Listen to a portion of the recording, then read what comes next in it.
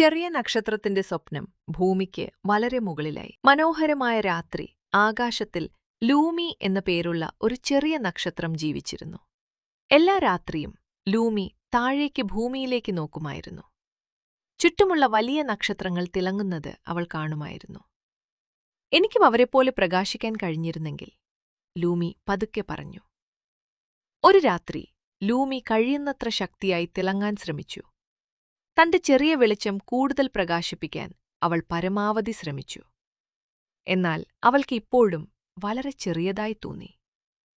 ഞാൻ പ്രത്യേകതയുള്ളവനല്ല, ലൂമി സങ്കടത്തോടെ പറഞ്ഞു.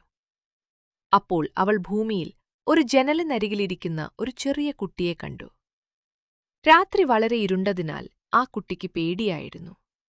ലൂമി സാവധാനം മിന്നിത്തുടങ്ങി.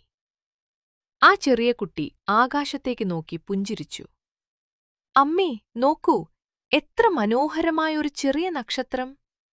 കുട്ടിയുടെ പേടി അപ്രത്യക്ഷമായി. ലൂമിക്ക് അത്ഭുതമായി.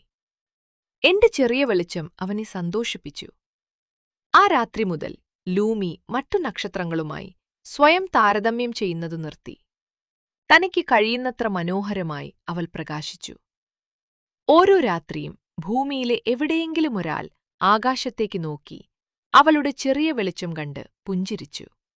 അവസാനം ലൂമിക്ക് ഒരു വലിയ സത്യം മനസ്സിലായി. വലിയവനോ ഏറ്റവും തിളക്കമുള്ളവനോ ആയിരിക്കേണ്ടതില്ല മറ്റൊരാളുടെ ജീവിതത്തിൽ മാറ്റം വരുത്താൻ. ഒരു ചെറിയ വെളിച്ചത്തിനുപോലും ഒരാളുടെ ലോകം പ്രകാശിപ്പിക്കാൻ കഴിയും. കഥയുടെ പാഠം: ഓരോരുത്തരും അവരവരുടെ രീതിയിൽ പ്രത്യേകതയുള്ളവരാണ്. നിങ്ങളുടെ ചെറിയ ശ്രമങ്ങൾ പോലും ഒരിക്കലും വിലകുറഞ്ഞതാണെന്ന് കരുതരുത്.